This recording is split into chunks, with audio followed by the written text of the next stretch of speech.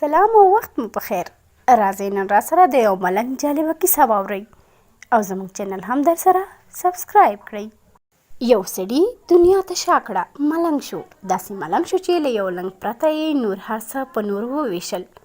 لنګ یې هم د دې لپاره نورو ته ورنکړ چې حیا یې خوندي وي، خو د موږکانو له لاسه د ملنګ خوب ناکراره شو. په لنګ باندې به یې ښکته پورته ځغلېدل. ملنګ د موږکانو په وجه مجبور شو چې پیشو پیدا کړي. پیشو شیدې غوښتې. ملنګ ته یو سخي سړي غوا ورکړه چې پیشو یې وږې پاتې نشي. غوا ته یو څوک پکار و چې ویې ساتي او ویې رودي. نو یوې ښځې ته ضرورت پېښ شو. کله چې ښځه پیدا شوه نو ملنګ ورسره واده وکړ.